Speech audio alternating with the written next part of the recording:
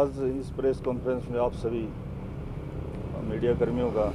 यहाँ पहुँचने पर आप लोगों का बहुत बहुत धन्यवाद, स्वागत। आज का जो हमारा विषय है इस प्रेस कॉन्फ्रेंस का, कि हमारे मेंढर ज़िले का जो एक महत्वपूर्ण इशू रहा है पिछले काफ़ी मैं कहूँ कि सालों से, और पिछले जून महीने में 2020 अभी कुछ महीने पहले एक चर्चाएं मीडिया के माध्यम से बड़े ज़ोर शोर से चली थी कि मेंढर ज़िले का जो है नाम बदलकर नारनौल किया जाएगा।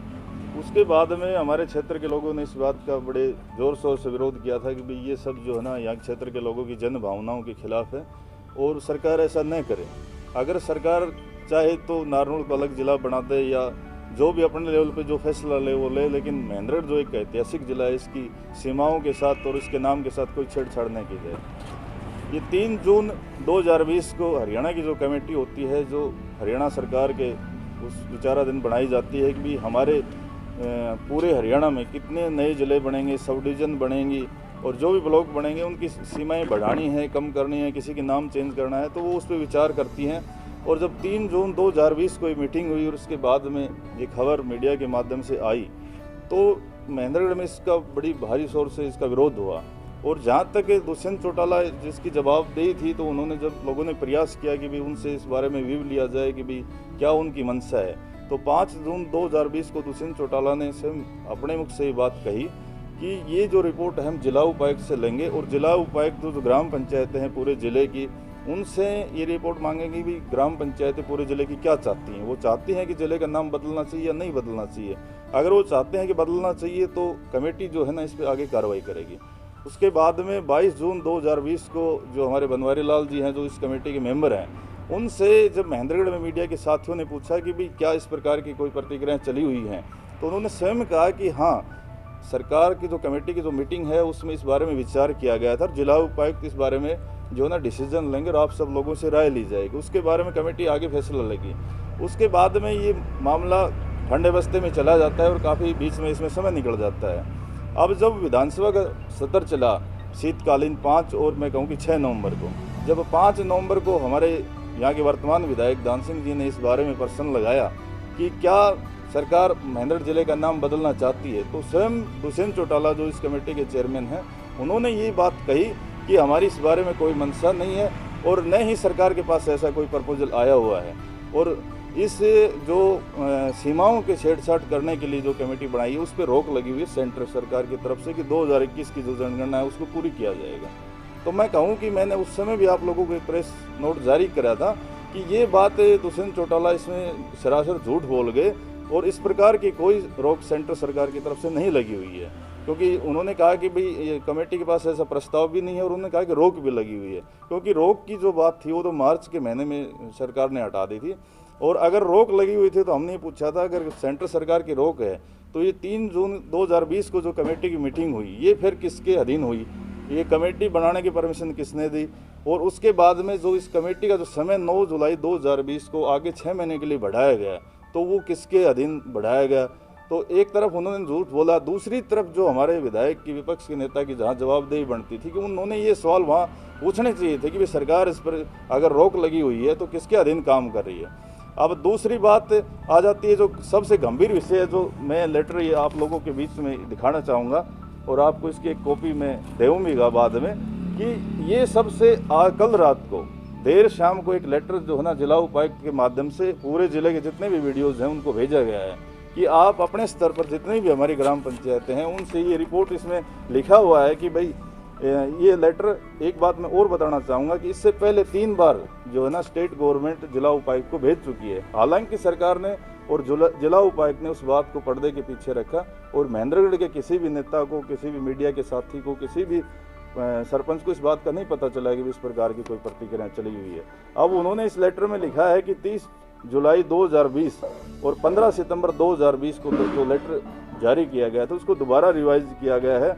और इसको अब जो रिपोर्ट है इसकी वो तुरंत प्रभाव से भेजी जाए। ये 17/11/2020 को कल शाम को देर शाम को ये लेटर जारी हुआ है। इसमें हर वीडियो से रिपोर्ट मांगी गई है कि भी आप आगे की रिपोर्ट दो। तो यहाँ ये सवाल खड़ा हो जाता है कि क्योंकि अब प्रत्यक्ष को प्रमाण की जरूरत नहीं है कि एक तरफ तो दुष्यंत चौटाला जी ये कह रहे हैं कि भाई इस पर रोक लगी हुई है और विधायक जी कह रहे हैं कि भी ऐसी कोई प्रतिक्रिया नहीं है। जिला उपायुक्त ने भी पहले इसे मना करने का काम किया, जब भी किसी साथी ने उनसे पूछने का काम किया। तो आखिर सरकार की क्या मंशा है कि सरकार एक तरफ तो लोगों को गुमराह करती रहेगी, भी कोई कमेटी नहीं बनी हुई है और जो है ना इस पर रोक लगी हुई है, और आखिर कल देर शाम को ये लेटर जारी करके हर ग्राम पंचायत से इसका जो है ना मांग लिया गया। दूसरा उसमें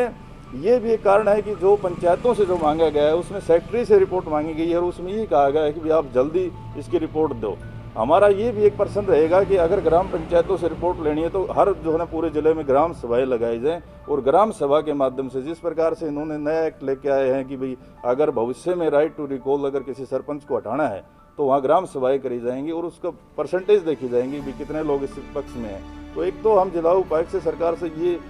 कहना चाहते हैं कि भाई अगर आपने जिले की जो राय लेनी है तो आप हर जो है ना ग्राम में ग्राम पंचायत के माध्यम से ग्राम सभाएं लगाएं और सबकी व्यक्तिगत राय ली जाए कि गांव के कितने लोग इस बारे के पक्ष में है कि जिले का नाम बदलना चाहिए। दूसरे दुष्यंत चौटाला से मैं 5-7 बातें ये इस आपके माध्यम से एक सवाल करना चाहते हैं कि अगर वो उनकी ये मंशा उन्होंने बार बार कही कि हमारी नहीं है, तो वो क्यों महेंद्रगढ़ की जनता को, आखिर महेंद्रगढ़ की जनता ने उनका क्या बुरा किया था कि आज वो उप मुख्यमंत्री हरियाणा सरकार के हैं, और कहीं न कहीं महेंद्रगढ़ के चारों विधानसभा के जो क्षेत्र है इन लोगों ने भी उनको वोट बैंक देने का काम किया था। चाहे उनकी सीट यहाँ से उम्मीदवार जीते ना जीते वो एक अलग इशू हो जाता है, और भविष्य में भी उन्होंने राजनीति करनी, तो आखिर उनकी महेंद्रगढ़ के साथ क्या दुश्मनी है कि वो बार बार लोगों को इस बारे में सरेआम गुमराह करते रहे और वो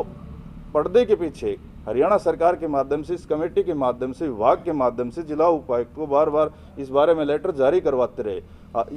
ये जो लेटर लास्ट जारी हुआ है ये 29 अक्टूबर 2020 को है, और विधानसभा से कुछ दिन पहले ही, मैं कहूँ कि 6 दिन पहले, 7 दिन पहले उन्होंने लेटर जारी करा और विधानसभा में उस बात से मुकर गए कि हमारी कोई मंशा नहीं है, कोई प्रस्तावित नहीं है। तो मैं उनसे पूछना चाहता हूं कि आखिर महेंद्रगढ़ की जनता ने उनको क्या बिगाड़ा था जो बार बार वो यहाँ के लोगों को, यहाँ के विधायकों को, यहाँ के प्रतिनिधियों को और अधिकारियों को गुमराह करते रहे कि इस प्रकार की कोई मंशा नहीं है। तो उनसे भी हमारा सीधा सवाल है कि महेंद्रगढ़ का तरफ देखते हुए, हमारा महेंद्रगढ़ एक बहुत पुराना जिला है, इसके इतिहास के साथ छेड़छाड़ न करी जाए। अगर नारनूल के प्रति उनकी कोई भी मंशा है, नारनूल को अलग जिला बनाना चाहते हैं, नारनूल का कोई विकास करवाना चाहते हैं, तो हमारी इस बारे में कोई देश भावना नहीं कि नारनूल को जो पिछड़ा रखें। लेकिन ये हम सरकार से मांग करते हैं कि इस फैसले को रिवाइज किया जाए और हमारी जो सीमाएं हैं या नाम है या इतिहास है इसके साथ कोई छेड़छाड़ न करी जाए। जिम्मेवार नहीं मानते आप, कहीं ना कहीं उनके साथ? देखो, जहाँ तक आपने कही कि मुख्यमंत्री की जिम्मेवारी बढ़ती है, लेकिन जो कमेटी का जो चेयरमैन होता है, मान के चलो कि कोई कमेटी बनाई जाती है, जैसे अब ये कमेटी बनाई हुई, इसके चेयरमैन स्वयं दुष्यंत चौटाला हैं और जो सदस्य हैं वो बनवारी लाल जी, गौरपाल गुर्जर जी, जो भी और साथी हैं, तो चेयरमैन की इसमें सबसे ज़्यादा जवाबदेही होती है। और जो अगर विधानसभा में जो प्रश्न पूछा गया था तो उसकी जवाबदेही स्वयं दुष्यंत चौटाला ने इसका जवाब दिया था और उन्होंने इस बात को स्वीकार किया था कि भी हमारी कोई मंशा नहीं है और ऐसा कोई प्रस्तावित नहीं है। तो सबसे ज़्यादा अगर इसमें जिम्मेवारी आती है और सबसे ज़्यादा अगर कमी रही है तो दुष्यंत चौटाला की, और हमारे जो यहाँ के जो प्रतिनिधि रहे हैं उसको हम इस बारे में 100% जिम्मेवार मानते हैं। जो आगे की क्या प्रतिक्रिया रहेगी? देखो, हमारी प्रतिक्रिया है कि हमारा तो सरकार से यही दोबारा से निवेदन है कि महेंद्रगढ़ के जो इसका इतिहास के साथ कोई छेड़छाड़ न करी जाए, नारनूल को अलग जिला बनाएं तो कोई हमारे इस बारे में कोई नाराज़गी नहीं है। अगर महेंद्रगढ़ का नाम अगर नारनूल किया जाएगा तो निश्चित रूप से हम इसका विरोध करेंगे, जन आंदोलन भी करेंगे और उसके खिलाफ पहले भी हमने आवाज़ उठाई और भविष्य में हम खड़े रहेंगे।